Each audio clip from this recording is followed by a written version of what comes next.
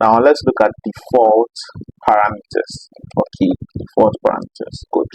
So in light of this is the same problem as this. I mean, not exactly the same, but in the same borders. Okay.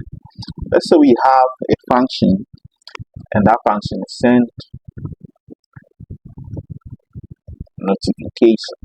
Okay, good. Now with this function, what we want it to be doing is we want it to send a message to a user. Now once again, the order really matters. I just want to go user message. You can go message user, but yeah. And what I want this to do is to print. Let me use the f string. We don't want to encounter our same errors. And we say user, and then let's add in a colon, and let's say message. I think this should work. Good. Now let's try to call the function. Okay, let's try to call the function, and let's see send notification.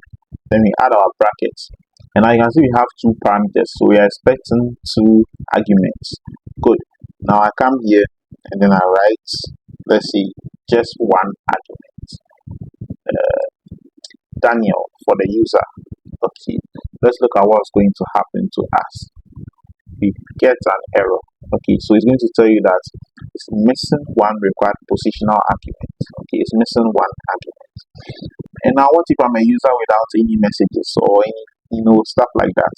What if our users are not going to be putting in the parameters, or probably we are reading someone's email, we have made an automation setup or something, we are reading the emails, and what if there are actually no messages, but we still have to do the update? I mean, be creative with the scenarios, but just to understand more. Okay, what we can do is over here we are going to add a default.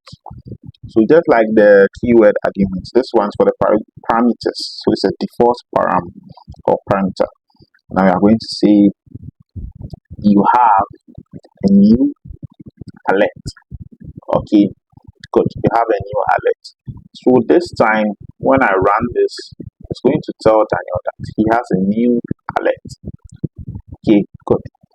Or we can also call, let me copy this. We can also call with the extra argument, and everything is going to be fine. So we can add the message ourselves. Say your download is complete. Maybe we have completed some download.